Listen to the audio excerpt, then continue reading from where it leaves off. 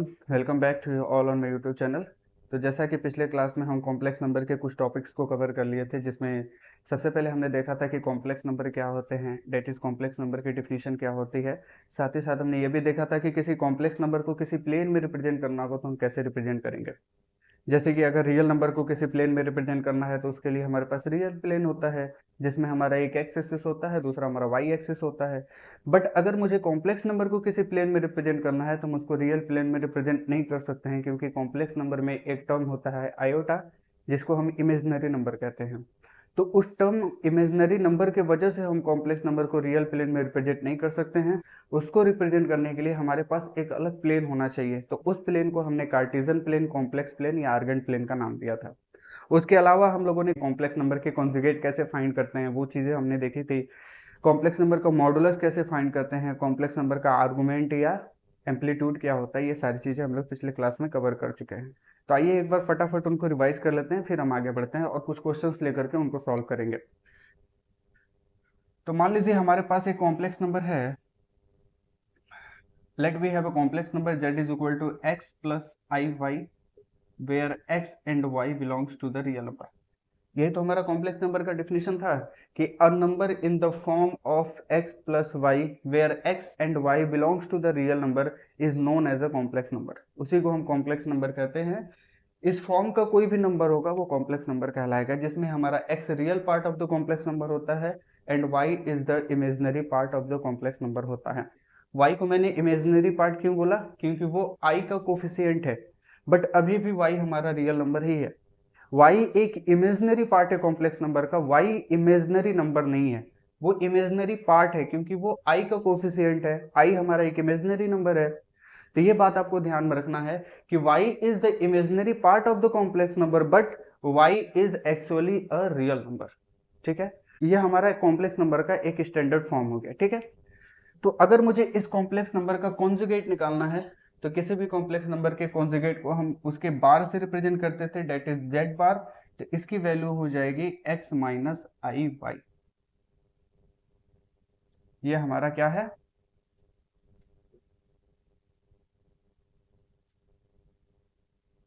Conjugate of a complex number.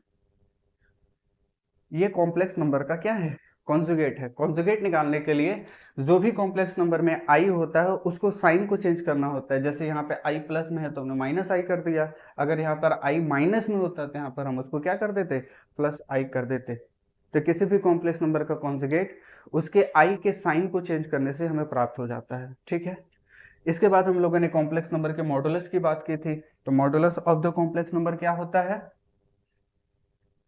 तो complex number का modulus निकालने के लिए हमें सबसे पहले उस कॉम्प्लेक्स नंबर को प्लेन में रिप्रेजेंट करना होगा। तो मान लीजिए ये हमारा एक कॉम्प्लेक्स प्लेन है। तो अगर ये हमारा कॉम्प्लेक्स प्लेन है तो ये हमारा कौन सा होगा, ये हमारा रियल एक्सिस होगा और ये हमारा इमेजिनरी एक्सिस होगा। ये सारी बातें हम पिछले क्लास में कर चुके हैं ऑलरेडी। ये हमारा ओरिजिन है तो इसको हम क्या बोल देते हैं, वो बोल देते हैं। ठीक है, रियल एक्सिस मतलब रियल एक्सिस पे जो भी हमारे कॉम्प्लेक्स नंबर के पार्ट्स आएंगे वो हमारे रियल पार्ट होंगे। तो रियल एक्सिस पे रियल पार्ट आएगा, डेट इज एक्स। तो मान लीजिए कि हम यहां से लेकर के यहां तक पहुंचे तो ये वैल्यू हमारी एक्स है। सिमिलरली अगर हम इमेजिनरी एक्सिस पे जाएं तो वहां पर इमेजिनरी पार्ट आएगा, डेट इज वाई। तो मान लीजिए हम यहां से यहां तक गए और यहाँ पे हमें वाई मिल गया, तो ये डिस्टेंस हमारा क्या हो गया, वाई हो गया। अब अगर हम इन दोनों पॉइंट्स को आपस में मिलाएं, ये दोनों एक दूसरे के साथ जहां पे कोलैप्सिंग है वही हमारा पॉइंट क्या होगा, x कॉमा वाई होगा, और हम इस पॉइंट को मान लीजिए P बोल देते हैं। तो ओरिजिन से उस पॉइंट की जो डिस्टेंस होगी उसी डिस्टेंस को हम उस कॉम्प्लेक्स नंबर का मॉडुलस कहते हैं। और कॉम्प्लेक्स नंबर का मॉडुलस जो होता है वो मॉड जेड से रिप्रेजेंट होता है। बहुत सिंपल है, किसी भी कॉम्प्लेक्स नंबर के मॉडुलस को अगर फाइंड करना है तो उस कॉम्प्लेक्स नंबर को हम उसके प्लेन में रिप्रेजेंट करेंगे। वो कॉम्प्लेक्स नंबर उस प्लेन में जहां पर भी जाएगा उस पॉइंट की डिस्टेंस ओरिजिन से जो होगी वही उस कॉम्प्लेक्स नंबर की क्या कहलाती है, मॉडुलस कहलाती है। तो अगर हम मॉड जेड की वैल्यू निकालें तो मॉड जेड की वैल्यू कितनी आई थी, square root x square plus y square. ये हमारा मॉडुलस था किसी भी कॉम्प्लेक्स नंबर का, लिख देते हैं हम इसको,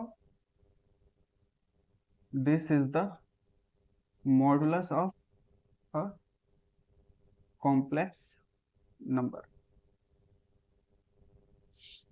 अब ये मॉड जेड की value square root x square plus y square कैसे आ रही थी? देखिए ये वाई है तो क्या मैं इसको वाई बोल सकता हूँ? ये भी हमारा क्या होगा? वाई होगा। और अगर हम इस राइट एंगल ट्रायंगल में पाइथागोरस का अगर थ्योरम लगाएं तो मॉड जेड का square x square plus y square के बराबर होगा। तो जब हम मॉड जेड की वैल्यू निकालेंगे तो इसका जो स्क्वायर होगा इन दोनों को स्क्वायर रूट के अंदर डाल देगा, तो that is mod z is equal to हो जाएगा square root x square plus y square. तो ऐसे हम किसी भी कॉम्प्लेक्स नंबर के मॉडुलस को फाइंड करते थे। तो आइए हम एक क्वेश्चन लेते हैं कि if z is equal to 4 plus 3 iota then find mod z. ये हमारा क्वेश्चन है। क्वेश्चन ये कह रहा है कि if z is equal to 4 plus 3 iota then find mod z, मतलब कि z की वैल्यू अगर ये है तो उसके मॉडुलस की वैल्यू बताइए क्या होगा। तो जब हम इसको सॉल्व करेंगे तो अभी मैंने आपको बताया कि वैल्यू ऑफ मॉड जेड क्या होता है, square root of x square plus y square होता है। तो अगर हम यहाँ से मॉड जेड की वैल्यू निकालें तो x के जगह पे कितना है 4, 4 का स्क्वायर कितना हो जाएगा 16 प्लस y की जगह पे कितना है 3, 3 का स्क्वायर कितना हो जाएगा 9। तो यहाँ से मॉड जेड की वैल्यू हो जाएगी 25, डेट इज 5। तो ऐसे हम किसी भी कॉम्प्लेक्स नंबर के मॉडुलस को फाइंड कर सकते हैं। तो ये सारी चीजें हम लोग पिछले क्लास में कवर कर चुके हैं, ठीक है। तो अभी आप ये याद कीजिए, जब मैं कॉम्प्लेक्स नंबर में एल्जेब्रिक ऑपरेशन की बात कर रहा था तो वहाँ पे मैंने सिर्फ 2 ही एल्जेब्रा के ऑपरेशन बताए थे, दैट इज एडिशन कैसे होता है कॉम्प्लेक्स नंबर में और सब्ट्रैक्शन कैसे होता है। तो एडिशन और सब्ट्रैक्शन के लिए हमने क्या देखा था कि कॉम्प्लेक्स नंबर के जो भी रियल पार्ट होते हैं वो आपस में ऐड या सब्ट्रैक्ट होते हैं, और कॉम्प्लेक्स नंबर के जो इमेजिनरी पार्ट होते हैं वो आपस में ऐड या सब्ट्रैक्ट होते हैं। ये चीजें हम लोग कॉम्प्लेक्स नंबर में अलजेब्रा के ऑपरेशन में पढ़ लिया था। 2 चीजों को मैंने छोड़ा हुआ था वहां पे, जैसे कि एडिशन और सब्ट्रैक्शन तो हमने पढ़ लिया था, मैंने मल्टीप्लिकेशन और डिवीजन को वहां पे छोड़ के रखा था।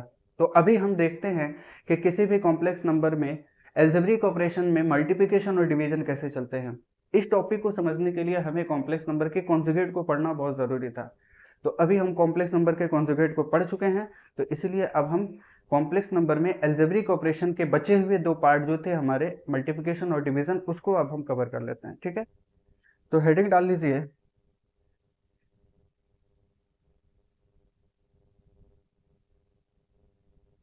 Multiplication of complex numbers. तो let we have 2 complex number z1 is equal to x1 plus iy1 and z2 is equal to x2 plus iy2। और मुझे इन 2 कॉम्प्लेक्स नंबर का क्या निकालना है, मल्टीप्लिकेशन निकालना है। तो जब हम इनका मल्टीप्लिकेशन निकालने जाएंगे तो इसको हम लिखेंगे z1 into z2 is equal to x1 plus iy1 into x2 plus iy2, ठीक है। मल्टीप्लाई करिए इन दोनों को, x1 का मल्टीप्लाई x2 के साथ होगा तो ये हो जाएगा x1 x2 प्लस x1 का मल्टीप्लाई iy2 के साथ होगा तो ये हो जाएगा x1 iy2 प्लस y1 का मल्टीप्लाई इसके साथ कीजिए तो ये हो जाएगा x2 iy1 प्लस इसका मल्टीप्लाई इसके साथ करेंगे तो i का i के साथ मल्टीप्लाई होगा तो i स्क्वायर और y1 y2 हो जाएगा। तो जब हम इन दोनों का मल्टीप्लाई करेंगे तो हमें ये टर्म मिलेगा, ठीक है। अब इसको और हम सॉल्व करते हैं तो हमें क्या वैल्यू मिलेगी, ये हो जाएगा x1 इंटू x2, इन दोनों में i कॉमन है तो इसको हम बाद में लिख लेंगे, पहले हम इसको देखते हैं क्योंकि ये हमारा रियल पार्ट है तो ये भी तो हमारा रियल पार्ट है। किसी भी कॉम्प्लेक्स नंबर को सॉल्व करते टाइम पे हमें ये चीज माइंड में रखना है कि उस कॉम्प्लेक्स नंबर को हम उसके स्टैंडर्ड फॉर्म में लिखेंगे। जैसे कि रियल पार्ट को हम एक साथ लिखेंगे और बचे हुए इमेजिनरी पार्ट को हम एक साथ लिखेंगे। तो यहाँ पे आई स्क्वायर आया है, बट आई स्क्वायर आने के बाद भी ये हमारा कैसा पार्ट है, रियल पार्ट है, क्योंकि the value of I square कितना होता है, -1 होता है। तो अगर आई स्क्वायर की वैल्यू को -1 से हम रिप्लेस कर दें, आई स्क्वायर को अगर उसकी वैल्यू -1 से रिप्लेस कर दें तो ये हमारा रियल पार्ट ही तो बचेगा। तो इसको हम इसके साथ लिख लेते हैं। तो आई स्क्वायर की वैल्यू अगर हम -1 करेंगे तो ये प्लस माइनस हो जाएगा, तो यहाँ से हो जाएगा -y1 y2, ये एक साथ आ जाएगा क्योंकि हमारा रियल पार्ट है। इन दोनों में आई कॉमन है तो हम आई को ले लेते हैं कॉमन, यहाँ से मिलेगा x1 y2 plus x2 y।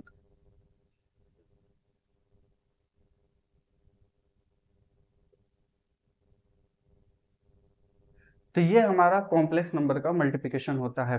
इसमें आपको इस रिजल्ट को याद करने की ज़रूरत नहीं है, आपको जस्ट यहाँ पर कॉन्सेप्ट को याद रखना है कि किसी भी कॉम्प्लेक्स नंबर में मल्टीप्लिकेशन कैसे चलता है। तो देखिए हमें कैसे इस रिजल्ट को याद रखना है। x1 का मल्टीप्लाई x2 के साथ करेंगे तो पहला रियल पार्ट हमें यहाँ से मिल जाएगा x1 into x2।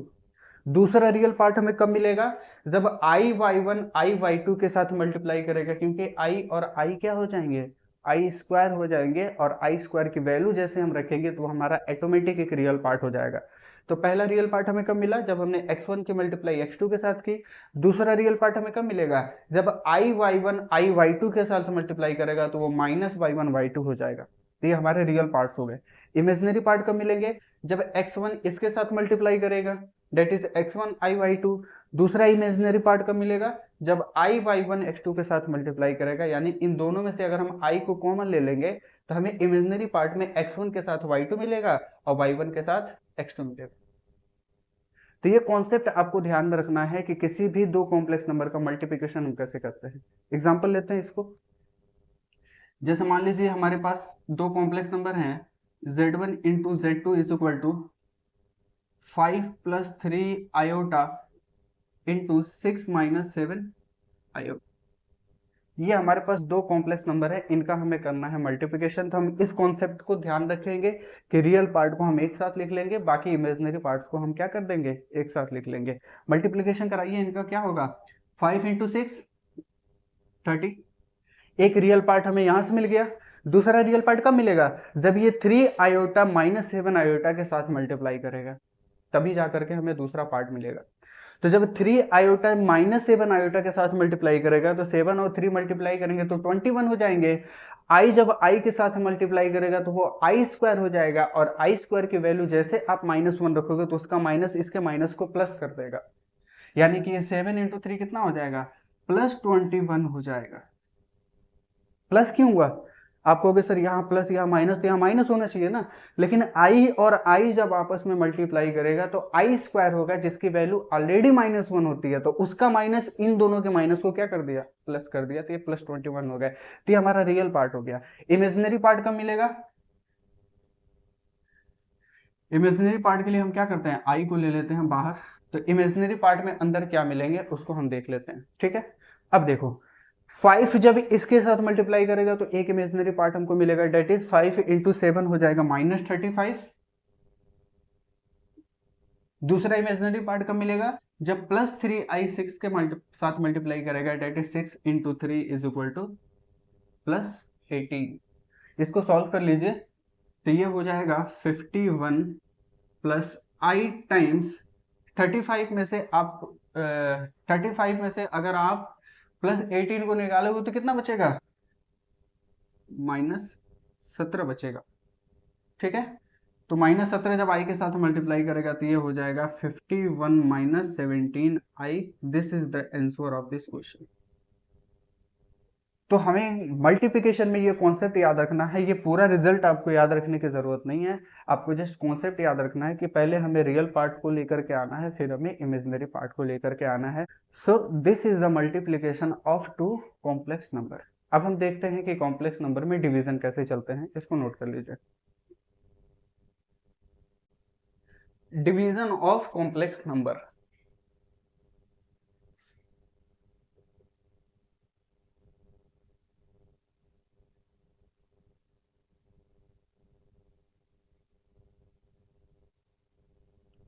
let we have two complex number z1 is equal to x1 plus iy1 and z2 is equal to x2 plus iy2। अब मुझे इन दो कॉम्प्लेक्स नंबर का डिवीजन करना है, तो कैसे करेंगे इस बात को देखते हैं। ठीक, तो डिवीजन के लिए हम क्या लिखेंगे, z1 divided by z2 is equal to हो जाएगा x1 plus iy1 divided by x2 plus iy। तो ये हमने डिवीजन के लिए इन दोनों को डिवीजन के फॉर्म में लिख दिया। अब यहाँ पे ध्यान रखिए, जब भी हम दो कॉम्प्लेक्स नंबर का डिवीजन करते हैं तो नीचे जो भी हमारा कॉम्प्लेक्स नंबर आया होता है उसके कॉन्जुगेट से हम ऊपर और नीचे दोनों में मल्टीप्लाई कर देते हैं, जैसे डेट इज उसका हम रेशनलाइजेशन कर देते हैं। तो किसी भी दो कॉम्प्लेक्स नंबर का अगर हमें डिवीजन करना है तो हमें एक बात को अपने माइंड में रखना होगा कि इसका रेशनलाइजेशन करने के लिए जो भी नीचे कॉम्प्लेक्स नंबर हमारा आया होता है उसके कॉन्जुगेट से हम ऊपर और नीचे मल्टीप्लाई कर देते हैं, क्योंकि अगर हम इसके कॉन्जुगेट से ऊपर और नीचे मल्टीप्लाई कर देंगे तो नीचे जो भी हमारा कॉम्प्लेक्स नंबर आया है वो एक रियल नंबर हो जाएगा। क्यों? क्योंकि अगर हम दो कॉन्जुगेट नंबर को एक दूसरे के साथ मल्टीप्लाई करते हैं, जैसे मान लीजिए हमारे पास एक कॉम्प्लेक्स नंबर है और हम उसके कॉन्जुगेट नंबर का उस कॉम्प्लेक्स नंबर के साथ मल्टीप्लाई कर रहे हैं, तो किसी भी कॉम्प्लेक्स नंबर का मल्टीप्लिकेशन उसके कॉन्जुगेट के साथ अगर हम करते हैं तो वो हमारा सीधे एक रियल नंबर बन जाता है। फॉर एग्जाम्पल, जैसे मान लीजिए हमारे पास एक कॉम्प्लेक्स नंबर है z is equal to x plus i y, इसका कॉन्जुगेट क्या होगा, z bar is equal to x minus i y होगा। तो अगर हम इन दोनों का मल्टीप्लाई करें, that is z into z bar अगर हम करें तो कैसे मल्टीप्लिकेशन होगा, रियल पार्ट के साथ मल्टीप्लाई करेगा, that is x into x is equal to x square. दूसरा रियल पार्ट कब आएगा, जब इसका इमेजिनरी पार्ट इसके इमेजिनरी पार्ट के साथ मल्टीप्लाई करेगा, तो आई स्क्वायर हमारा एक रियल नंबर बन जाएगा। तो जब इसका मल्टीप्लाई आप इसके साथ कराओगे तो यहाँ पर आएगा माइनस, बट आई स्क्वायर की वैल्यू -1 होती है तो इसको बना देगा प्लस। y जब y के साथ मल्टीप्लाई करेगा तो ये हो जाएगा वाई स्क्वायर। ये हमें रियल पार्ट मिल गया। इमेजिनरी पार्ट कब मिलेंगे, तो हमने i को ले लिया कॉमन दोनों में से। इमेजिनरी पार्ट देखिए, जब x इसके साथ मल्टीप्लाई करेगा तो ये हो जाएगा -xy, एक इमेजिनरी पार्ट मुझे यहां से मिलेगा। दूसरा इमेजिनरी पार्ट कब मिलेगा, जब ये x इसके साथ मल्टीप्लाई करेगा तो यहां से हो जाएगा प्लस xy। अब देखिए ये दोनों आपस में कैंसिल आउट होकर के 0 हो जाएंगे, यहाँ से पूरा इमेजिनरी पार्ट क्या हो गया, कैंसिल हो गया। That is z into z bar की वैल्यू कितनी हो जाएगी, x square plus y square हो जाएगी। मतलब देखा आपने कि किसी भी कॉम्प्लेक्स नंबर को अगर हमें रियल नंबर बनाना है तो उस कॉम्प्लेक्स नंबर को हम उसके कॉन्जुगेट के साथ क्या कर सकते हैं, मल्टीप्लाई कर सकते हैं। तो यहाँ पे नीचे हमारा जो कॉम्प्लेक्स नंबर आया है, अगर मुझे इसको रियल नंबर बनाना है तो हम क्या करेंगे, इसके कॉन्जुगेट से ऊपर और नीचे हम आपस में क्या कर सकते हैं, मल्टीप्लाई कर सकते हैं। उससे पहले यहाँ z इंटू जेड बार की वैल्यू कितनी आ रही है, x square plus y square आ रही है। क्या मैं इसको z into z bar is equal to mod of z का स्क्वायर लिख सकता हूँ, लिख सकता हूं, because the value of mod z कितना होता है, x square plus y square square root होता है। ये तो हमारा मॉडुलस होता था। तो अगर हम यहाँ से स्क्वायर रूट को हटाएंगे तो वो स्क्वायर रूट आकर के इधर स्क्वायर बन जाएगा, यानी कि मॉड ऑफ जेड स्क्वायर की value x square plus y square होगी। इसका मतलब ये हुआ कि जब हम किसी कॉम्प्लेक्स नंबर को उसके कॉन्जुगेट के साथ मल्टीप्लाई करते हैं तो वो उस कॉम्प्लेक्स नंबर के मॉडुलस के स्क्वायर के बराबर आता है। तो ये भी इंपॉर्टेंट हमारा एक प्रॉपर्टी है, उसको आप नोट कर सकते हो, ठीक है। बट अभी हम देखते हैं कि हम कॉम्प्लेक्स नंबर का डिवीजन कैसे करते हैं।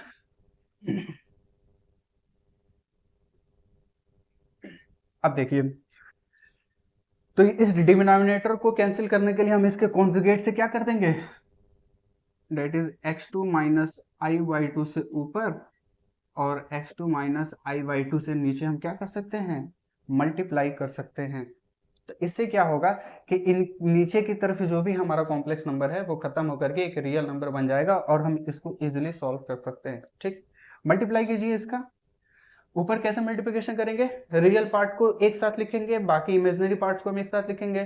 तो रियल पार्ट कब मिलेंगे, जब x1 x2 के साथ मल्टीप्लाई करेगा, तो एक रियल पार्ट हमें यहां से मिल जाएगा। दूसरा रियल पार्ट कब मिलेगा, जब i y one i y two के साथ मल्टीप्लाई करेगा, तो ये प्लस माइनस माइनस होंगे, बट आई स्क्वायर की वैल्यू ऑलरेडी -1 होती है, तो उसका माइनस इनके माइनस को कर देगा प्लस, और यहाँ पर हमें मिल जाएगा y1 इंटू वाई टू। ये हमारे रियल पार्ट हो गए। फिर हम लिखेंगे प्लस आई। इमेजिनरी पार्ट कब मिलेंगे, जब x1 इनके साथ मल्टीप्लाई करेगा, तो जब x1 आई वाई टू के साथ मल्टीप्लाई करेगा, तो i तो आ गया बाहर, x1 और y2 बच जाएगा, that is minus x1 into y two plus. दूसरा इमेजिनरी पार्ट का मिलेगा, जब i y1 x2 के साथ मल्टीप्लाई करेगा, तो i तो आ गया है बाहर, अंदर क्या बचेगा, x2 इंटू y1, और नीचे क्या बचेगा। अभी मैंने आपको बताया था कि जब हम किसी कॉम्प्लेक्स नंबर के का मल्टीप्लाई उसके कॉन्जुगेट के साथ करते हैं, तो वो x square plus y square के बराबर होता है। तो एक्स स्क्वायर की जगह पर हमने x2 लिखा हुआ है, तो ये हो जाएगा x2 का square plus y y square की जगह पर y2 लिखा हुआ है, तो ये हो जाएगा y2 का स्क्वायर। ठीक है, इसको सॉल्व करिए, कितना आएगा, तो ये हो जाएगा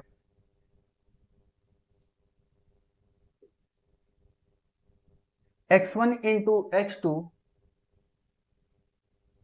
प्लस y1 इंटू वाई2 के साथ हम इसको लिख सकते हैं, तो ये हो जाएगा x2 square plus y2 square, फिर प्लस है तो प्लस आई टाइम्स, अंदर क्या है, माइनस वाले को बाद में लिखते हैं, प्लस वाले को पहले लिख लेते हैं, तो ये हो जाएगा x2 y1 minus x1 y2 divided by x2 square plus y2 square. तो ये हमारा दो कॉम्प्लेक्स नंबर के मल्टीप्लिकेशन का क्या आता है, रिजल्ट आता है। सिमिलरली यहाँ पर आपको ये रिजल्ट याद रखने की जरूरत नहीं है, आपको जस्ट कॉन्सेप्ट याद रखना है कि किसी भी दो कॉम्प्लेक्स नंबर का अगर हम डिवीजन कर रहे हैं, तो हमें डिनोमिनेटर में जो भी कॉम्प्लेक्स नंबर होगा उसको कैंसिल करके एक रियल नंबर बनाना होगा। तो डिनोमिनेटर के कॉम्प्लेक्स नंबर को रियल नंबर बनाने के लिए हम क्या करेंगे, उसके कॉन्जुगेट से ऊपर और नीचे मल्टीप्लाई कर देंगे। तो ये हमारा कॉन्सेप्ट है, इस कॉन्सेप्ट को आपको माइंड में रखना है। ठीक है, आइए अब हम कुछ क्वेश्चंस को लेकर के उनको सॉल्व करते हैं।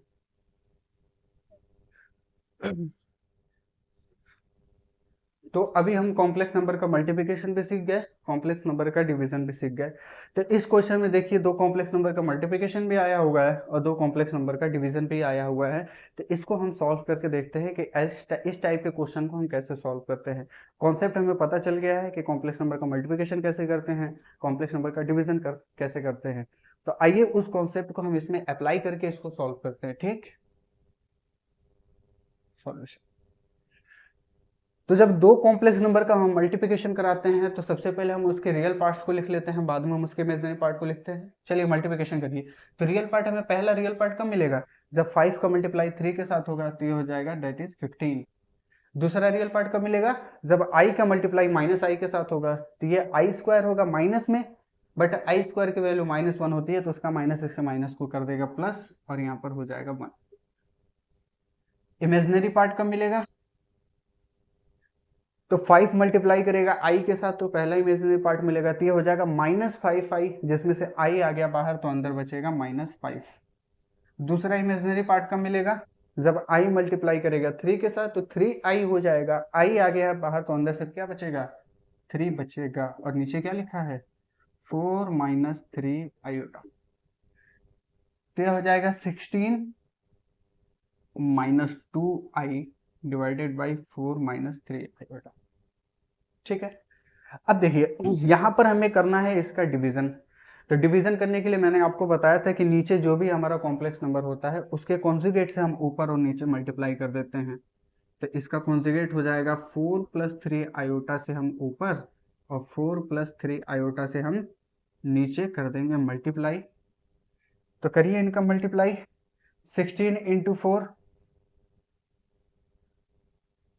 हो जाएगा 64। दूसरा रियल नंबर कब मिलेगा, जब इसका मल्टीप्लाई इसके साथ होगा, तो 3 × 2 हो जाएगा -6, आई स्क्वायर की वैल्यू होती है -1, तो माइनस माइनस प्लस हो जाएगा, तो ये हो जाएगा +6 प्लस आई। इमेजिनरी पार्ट ये हो जाएगा 48, और इसका मल्टीप्लाई आप इसके साथ करोगे तो दूसरा इमेजिनरी पार्ट आपको मिल जाएगा, डेट इज 4 इंटू 2 हो जाएगा 8। और नीचे क्या मिलेगा हमें, नीचे हम कॉम्प्लेक्स नंबर को उसके कॉन्जुगेट के साथ मल्टीप्लाई कर रहे हैं, तो इसकी value x square plus y square होती है, तो ये हो जाएगा 16 प्लस 3 का स्क्वायर हो जाएगा 9। तो ये हो जाएगा 70, 48 में से 8 निकल जाएगा तो ये बचेगा 40i, और नीचे क्या मिलेगा हमें, 16 और 9 हो जाएगा 25। तो इस क्वेश्चन का जो आंसर होगा वो हो जाएगा 70/25 प्लस आई टाइम्स 40/25। इसको आप कैंसिल आउट करना हो तो कैंसिल आउट भी कर सकते हो। कितना आएगा आंसर,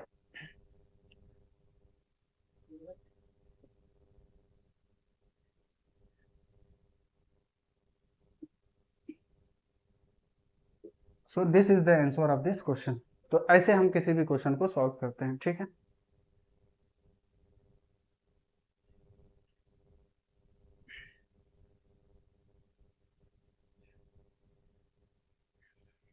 तो this is the answer of this question. तो आपको अब ये पता चल गया होगा कि किसी भी दो कॉम्प्लेक्स नंबर का मल्टीप्लिकेशन कैसे होता है एज वेल एज उनका डिवीजन कैसे होता है। आइए कुछ और क्वेश्चन लेकर के उनको सॉल्व करते हैं। तो क्वेश्चन ये है, simplify 1 plus i to the power 8। 1 plus i to the power 8 को हमें क्या करना है, सिंप्लीफाई करना है। तो यहाँ पर हम बेसिक कॉन्सेप्ट को यूज करेंगे। जब हम कॉम्प्लेक्स नंबर में आयोटा के बारे में पढ़ा रहे थे, हमने बोला था कि आयोटा का जो भी बड़ा पावर होता है उसको हम सबसे छोटे पावर में ब्रेक करते हैं, डेट इज उसके स्क्वायर के फॉर्म में ब्रेक करते हैं। वही काम हमें यहाँ भी करना है। यहाँ पर 1 प्लस आयोटा का पावर कितना है, 8 है।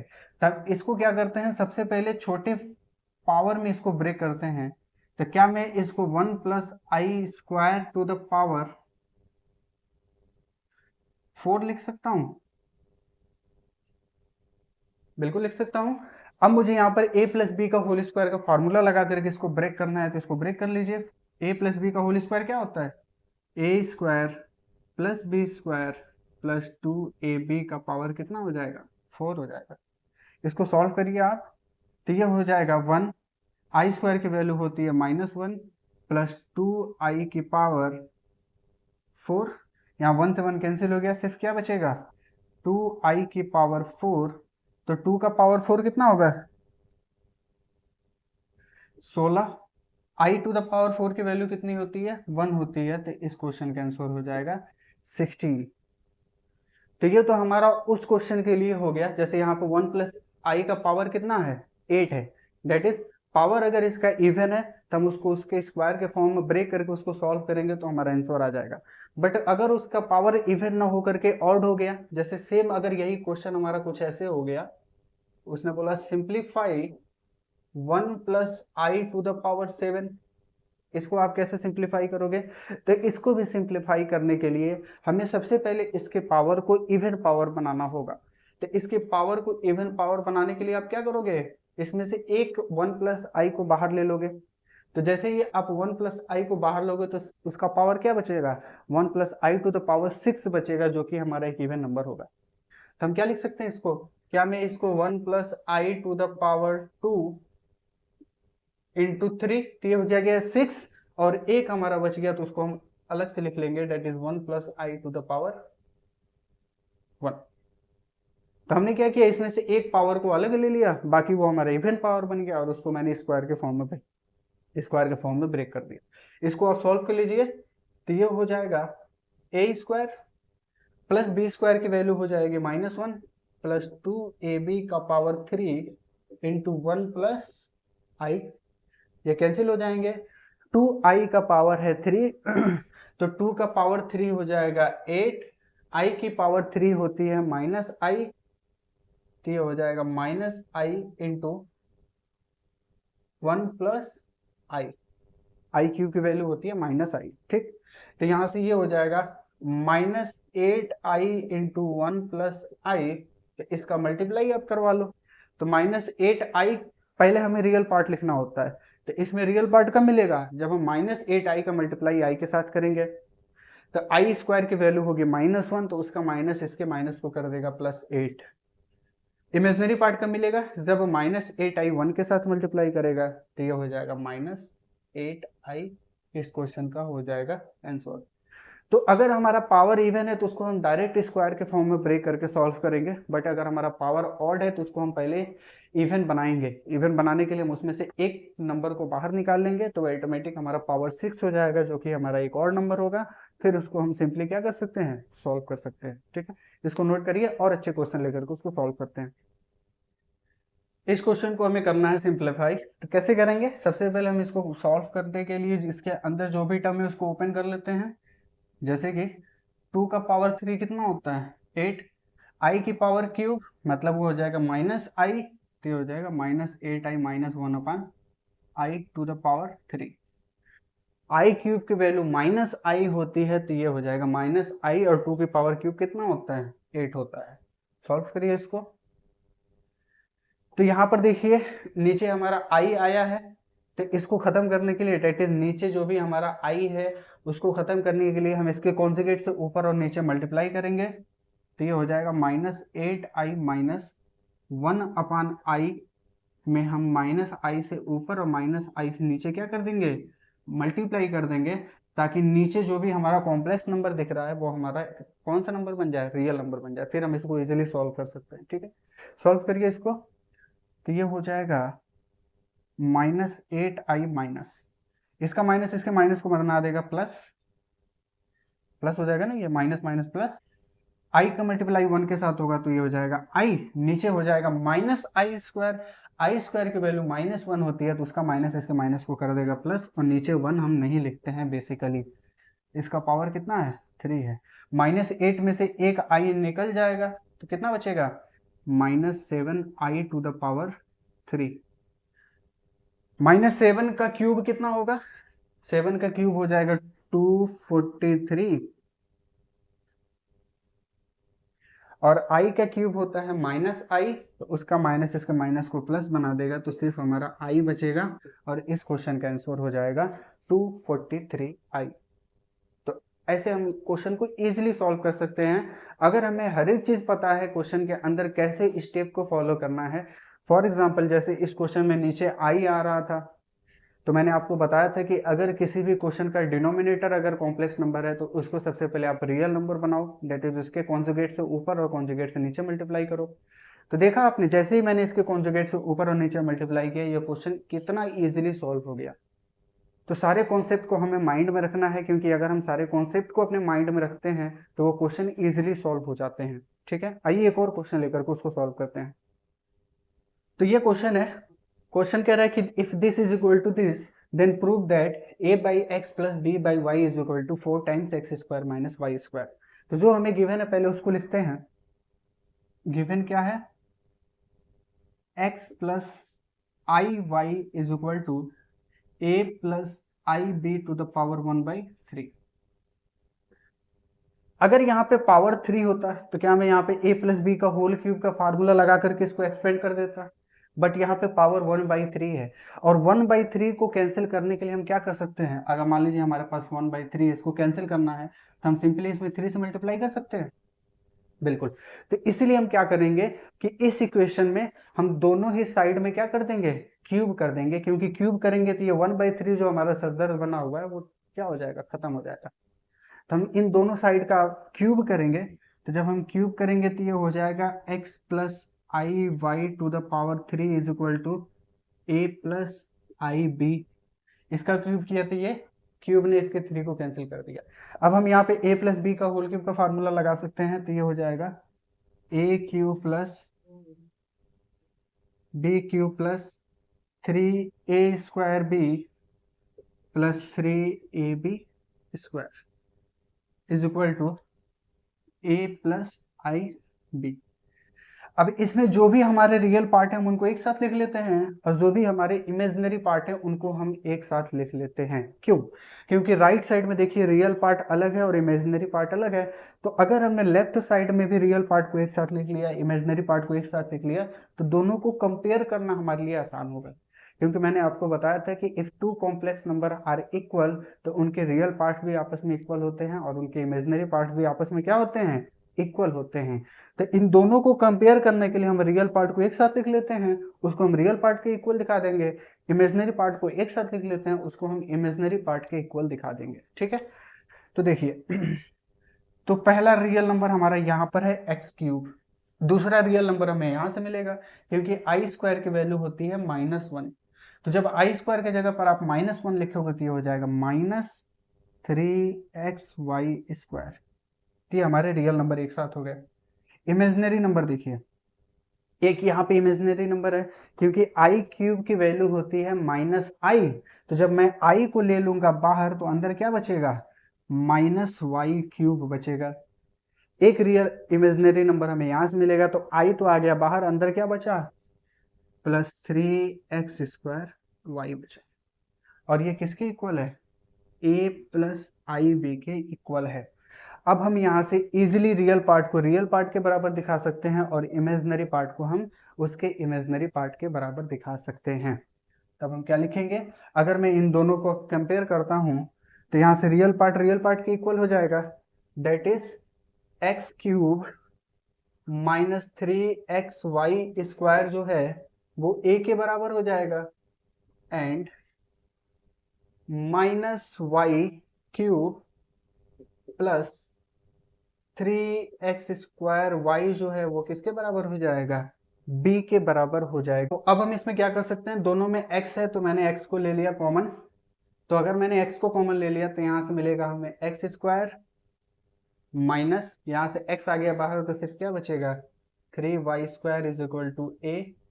एंड इन दोनों में y है तो y को मैंने ले लिया कॉमन, पहले प्लस वाले को लिख लेते हैं, तो यहाँ से y अगर बाहर आ गया तो सिर्फ बचेगा 3x², और यहाँ से एक y बाहर आ गया तो यहाँ पर अभी भी 2y बचे होंगे, = हो जाएगा b। ये x इधर आएगा तो ये बन जाएगा a/x = x² - 3y², कॉमा ये y इधर जाएगा तो ये हो जाएगा b/y = 3x² - y²। अब देखिए हमें लेफ्ट हैंड साइड में a/x + b/y चाहिए था, तो मैं इन दोनों इक्वेशन को आपस में क्या कर दूंगा, ऐड कर दूंगा, क्योंकि इनको ऐड करूंगा तो मुझे लेफ्ट हैंड साइड मिल जाएगा। तो जब इनको ऐड करूंगा तो ये हो जाएगा a/x + b/y = x² जब 3x² के साथ ऐड होगा तो ये हो जाएगा 4x² -3y² जब -y² के साथ ऐड होगा तो ये हो जाएगा -4y²। तो यहाँ से इसकी वैल्यू हो जाएगी a/x + b/y = 4 times x² - y²। मैंने दोनों में से 4 को कॉमन ले लिया, तो यही तो हमें करना था प्रूफ, तो यहाँ से ये क्या हो गया, हमारा प्रूव्ड हो गया। तो बात समझ में आया कि कॉम्प्लेक्स नंबर को क्वेश्चन को सॉल्व करने के लिए उनके कॉन्सेप्ट को माइंड में रखना कितना इंपॉर्टेंट होता है। जैसे यहाँ पे क्यूब नहीं था, यहाँ पे 1/3 था, तो 1/3 को कैंसिल करने के लिए मैंने दोनों साइड में क्यूब कर दिया। दूसरी चीज, राइट हैंड साइड में हमारा एक कॉम्प्लेक्स नंबर है जिसमें रियल पार्ट अलग है, इमेजिनरी पार्ट अलग है, तो लेफ्ट हैंड साइड को भी एक कॉम्प्लेक्स नंबर बनाने के लिए मैंने रियल पार्ट को एक साथ ले लिया और इमेजिनरी पार्ट को एक साथ ले लिया, क्योंकि हमने स्टार्टिंग में ही पढ़ा था कि अगर दो कॉम्प्लेक्स नंबर आपस में इक्वल हैं तो उनके रियल पार्ट भी इक्वल होते हैं और उनके इमेजिनरी पार्ट भी क्या होते हैं, इक्वल होते हैं। तो उस कॉन्सेप्ट का हमने यहाँ पर यूज किया, रियल पार्ट को रियल पार्ट के इक्वल दिखाया, इमेजिनरी पार्ट को इमेजिनरी पार्ट के इक्वल दिखाया, तो ऑटोमेटिक हमारा क्वेश्चन क्या हो गया, सॉल्व हो गया। तो कॉम्प्लेक्स नंबर के कॉन्सेप्ट उसके क्वेश्चन को सॉल्व करने के लिए काफी ज्यादा इंपॉर्टेंट होते हैं, तो सारे कॉन्सेप्ट को हमें माइंड में रख के क्वेश्चन को सॉल्व करना होता है। ठीक है, नोट कर लीजिए।